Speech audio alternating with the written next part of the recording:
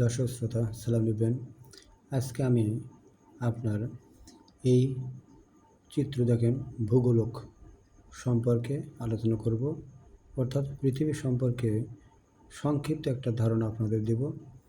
অনেক বাসাবাড়িতে অনেকে primary school এবং হাই স্কুলে অনেক ছাত্রছাত্রী পড়াশোনা করে বা অনেকের ছেলে মেয়ে লেখাপড়া করে প্রাইমারি বা হাই স্কুলে। তাদের এই বিষয়টা অনেক সময় জানার খুবই প্রয়োজন। শিক্ষা জীবনে জানার গুরুত্ব রয়েছে বা প্রয়োজনীয়তা রয়েছে। যাই হোক, আমি কথা বাড়াবো না। তাহলে আপনারা দেখতে পাচ্ছেন এটা একটা পৃথিবী, অর্থাৎ একে আমাদের চিত্র, এই চিত্রের নাম হচ্ছে ভূগোলক। অর্থাৎ পৃথিবীটা দেখতে আমাদের আমরা বলতে পারি যে কিছুটা গোলাকার। অর্থাৎ প্রাচীনকালে পৃথিবীটাকে মনীষা থানার মতো বা আয়তাকার ভাবত। পরবর্তী পর্যায়ে পৃথিবীটাকে তারা আপনার অভিগত গোলক বলতো বা কমলালেবুর মতো বলতো। নেক্সট পর্যায়ে আবার নাশপাতির ফলের মতো বলতো। আসলে পৃথিবী, তার আকৃতি, পৃথিবীতে এমন কোনো দৃশ্যমান কোনো বস্তু বা ফল নাই যার সাথে হুবহু মিলে যায়। তাই আমরা বলতে পারি পৃথিবীর আকৃতি হচ্ছে পৃথিবীর মতোই। যাই হোক, এখন আমরা দেখতে পাচ্ছি, দেখেন এখানে একটা গ্লোব রয়েছে। এই গ্লোবের আমি মোটা দাগ দিয়েছি। এই মোটা দাগটা হলো হচ্ছে আপনার লেখাই আছে নিরক্ষরেখা বা বিষুব রেখা, যার মান হচ্ছে 0 ডিগ্রি। আবার এইদিকে দেখেন, এই যে এই 90 ডিগ্রি থেকে এই 90 ডিগ্রি পর্যন্ত এই যে একটা রেখা, এই রেখাটার নাম হচ্ছে আপনার হচ্ছে দেখেন মূল মধ্যরেখা, যার মান হচ্ছে 0 ডিগ্রি। অর্থাৎ এই যে নিরক্ষরেখা বা এই মূল মধ্যরেখা, এই রেখাগুলো আসলে কিন্তু কাল্পনিক রেখা। পৃথিবীর পৃষ্ঠের উপরে কোথাও কিন্তু এই ধরনের কিন্তু রেখা নেই। প্রত্যেকটি রেখা কিন্তু কাল্পনিক। যাই হোক, আমরা দেখলাম মূল মধ্যরেখা এইটাকে বলা হয়, আর হচ্ছে নিরক্ষরেখা বা বিষুবরেখা। নিরক্ষ বা বিষুবরেখা হলো এই রেখাটা পশ্চিম থেকে পূর্ব দিকে বিস্তৃত এবং পৃথিবীটাকে উত্তর গোলার্ধে এবং দক্ষিণ গোলার্ধে দুইটি সমান ভাগে বিভক্ত করেছে। অর্থাৎ এই যে দেখেন 0 ডিগ্রি, এখান থেকে 15 degree, 30 degree, 35 degree, 60 degree, 75 degree, এই 90 ডিগ্রি। একইভাবে উপর দিকে দেখেন 15 ডিগ্রি, 30, 45, 60, 75, 90। অর্থাৎ এই নিরক্ষরেখা বা বিষুবরেখাটা পৃথিবীটাকে সমান 2 ভাগে বিভক্ত করেছে। এই নিরক্ষরেখার উত্তরের অংশ হচ্ছে উত্তর গোলার্ধ, এই নিরক্ষরেখার নিচের অংশ হচ্ছে দক্ষিণ গোলার্ধ। এখন এই পয়েন্টটাকে বলা হচ্ছে উত্তর মেরু, যার মান হচ্ছে 90 ডিগ্রি।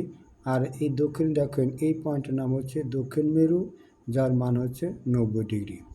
এখন আপনার এই যে এইখান থেকে আপনার এই 0 থেকে এইদিকে গুণে আসে 90 এবং 0 থেকে এখানে গুণে আসে 90।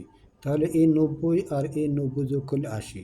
এইদিকে দেখেন এখান থেকে যে 0 ডিগ্রি, 15 ডিগ্রি, এইভাবে 90, আর এদিকে গুণে যাবেন দেখবেন 90। তার মানে কি এদিক থেকে রয়েছে 80 ডিগ্রি, অর্থাৎ 180 ডিগ্রি। তাহলে 180 ডিগ্রি আর এইটা 180 ডিগ্রি, তাহলে কত হচ্ছে 360 ডিগ্রি। এই 360 ডিগ্রি হচ্ছে পৃথিবীর পরিধি। আর এই পৃথিবী তার নিজ অক্ষের উপর দাঁড়িয়ে একবার ঘুরে আসতে, অর্থাৎ এই 360 ডিগ্রি পথ অতিক্রম করতে সময় লাগে হচ্ছে 24 ঘন্টা। অর্থাৎ 1 ডিগ্রি পথ সমান হচ্ছে 100, এই দেখেন পৃথিবীর পরিধি হচ্ছে 360 ডিগ্রি, 1 ডিগ্রি সমান হচ্ছে 111 কিলোমিটার পথ প্রায়। আর 1 ডিগ্রি পথ অতিক্রম করতে সময় লাগে হচ্ছে 4 মিনিট। সেই হিসেবে 360 ডিগ্রি পথ অতিক্রম করতে সময় লাগে হচ্ছে 24 ঘন্টা। আর এই জন্যই বলা হয় যে একদিন সমান 24 ঘন্টা।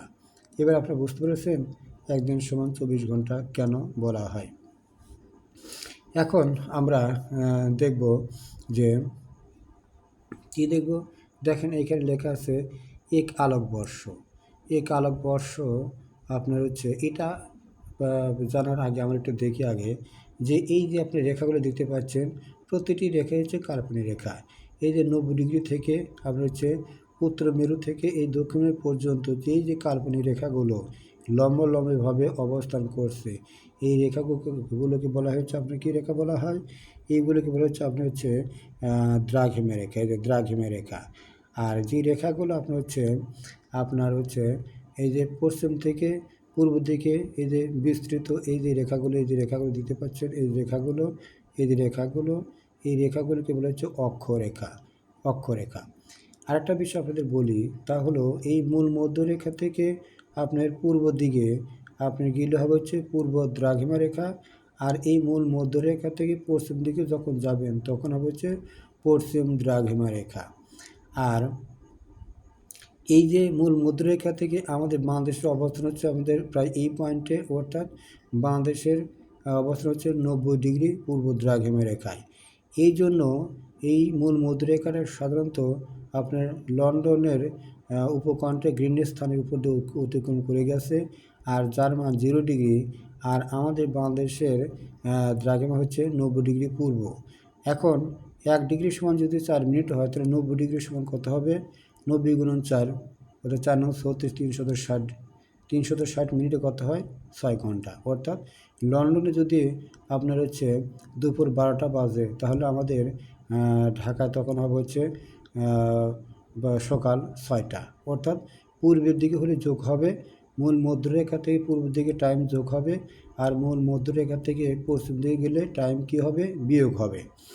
এইভাবে 0 ডিগ্রি থেকে পূর্ব দিকে এইভাবে 1 ডিগ্রি 2 ডিগ্রি এইভাবে করতে হতে আপনার হচ্ছে যখন 180 ডিগ্রি পেয়ে যাবেন, তখন সেই রেখাটাকে বলা হচ্ছে আন্তর্জাতিক তারিখ রেখা, অর্থাৎ ইন্টারন্যাশনাল ডেডলাইন। এই যে আন্তর্জাতিক তারিখ রেখা। অপরদিকে আবার এই মূল মধ্যরেখা থেকে 1 ডিগ্রি 2 ডিগ্রি এইভাবে করে আপনি হচ্ছে ঘুরে আবার যাবেন হচ্ছে কত? 180 ডিগ্রিতে। ওইখানে গিয়ে আপনার পৌঁছবেন, সেটা হচ্ছে আন্তর্জাতিক তারিখ রেখা। অর্থাৎ এদিক থেকে 180 ডিগ্রি গিয়ে যেই রেখায় পৌঁছবেন, এই পূর্ব দ্রাঘিমা রেখা দিয়ে গিয়েও 180 ডিগ্রিতে যেখানে পৌঁছবেন সেটা হচ্ছে আন্তর্জাতিক তারিখ রেখা। যাই হোক, আর আন্তর্জাতিক তারিখ রেখার মান হচ্ছে 180 ডিগ্রি। আন্তর্জাতিক তারিখ রেখার মান হচ্ছে কত? 180 ডিগ্রি হচ্ছে আন্তর্জাতিক তারিখ রেখার মান। যাই হোক, এখন আমরা দেখি তাহলে এই যে দেখতে পাচ্ছেন আপনি হচ্ছে 1 আলোকবর্ষ সমান হচ্ছে 9.46 আপনার হচ্ছে ট্রিলিয়ন কিলোমিটার। অর্থাৎ 1 আলোকবর্ষ সমান হচ্ছে 9.46 ট্রিলিয়ন কিলোমিটার, অর্থাৎ 9,46,000 কোটি কিলোমিটার। তাহলে 1 আলোকবর্ষ সমান কী হচ্ছে? আপনার হচ্ছে 9,46,000 কোটি কিলোমিটার 1 আলোকবর্ষ সমান। আর 1 ট্রিলিয়ন সমান হচ্ছে 1 লক্ষ কিলোমিটার। 1 ট্রিলিয়ন সমান হচ্ছে কত? 1 ট্রিলিয়ন সমান হচ্ছে 1 লক্ষ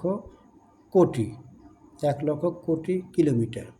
যাই হোক, তাহলে আলোকবর্ষটা কি? আলোকবর্ষটা হলো আপনার হচ্ছে শূন্যে 1 বছরে আলো শূন্যে 1 বছরে যতটুকু পথ অতিক্রম করে, তাকেই বলা হয়েছে আলোকবর্ষ। অর্থাৎ আলোর শূন্য স্থানে 1 বছরে যতটুকু পথ অতিক্রম করে তাকে বলা হচ্ছে আলোকবর্ষ। যাই হোক, এখন আমরা দেখি যে পৃথিবী থেকে সূর্যের দূরত্ব প্রায় হচ্ছে 15 কোটি কিলোমিটার, আর পৃথিবী থেকে চাঁদের দূরত্ব হচ্ছে 3.8 লক্ষ কিলোমিটার, অর্থাৎ 3,80,000 কিলোমিটার। এবার আমরা দেখব হচ্ছে সবচেয়ে বড় দিন হলো 21শে জুন, এবং সবচেয়ে ছোট রাত হলো আপনার হচ্ছে 21শে জুন।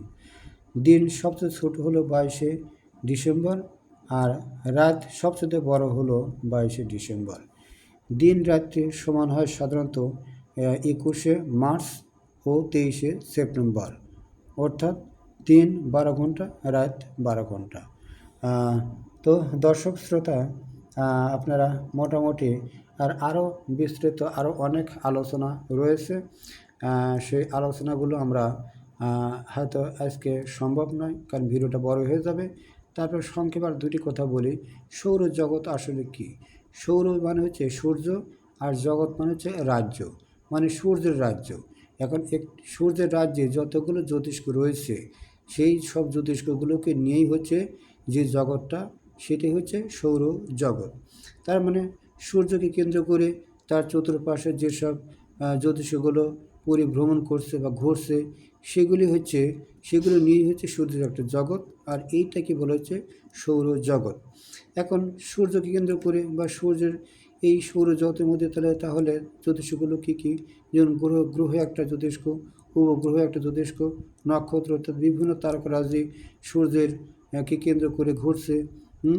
এবং উল্কাপিণ্ড, ধূমকেতু, এই সবগুলি হচ্ছে কি এই সৌরজগতের হচ্ছে উপাদান, অর্থাৎ সূর্যকে কেন্দ্র করে এই সবগুলোই কি পরিভ্রমণ করছে। আর এটাই হচ্ছে সৌরজগৎ, মানে সূর্যের যে রাজ্যের ভিতরে যারা যারা বসবাস করে সেগুলোই নিয়েই হচ্ছে সূর্যের একটা জগৎ, যাকে বলে সৌরজগৎ। যাই হোক দর্শক শ্রোতা, আর আমরা অক্ষরেখা, দ্রাঘিমারেখা এগুলো তো আমরা আলোচনা করেছি, মূল মুদ্রেখা, নিরক্ষরেখা, বিষুবরেখা, আন্তর্জাতিক আমরা আলোচনা করেছি। দর্শক শ্রোতা, তো আজ এ পর্যন্তই। হয়তো আপনি একটু হলেও আপনি উপকৃত হয়েছেন। পরবর্তী পর্যায়ে এই ভূগোল নিয়ে আরও বিস্তৃত আমরা আলোচনা করব, আরও অনেক জানার আছে। তো সবাইকে ধন্যবাদ জানিয়ে আজ আমার এই সংক্ষিপ্ত ভিডিও এখানেই শেষ করছি। আল্লাহ হাফেজ।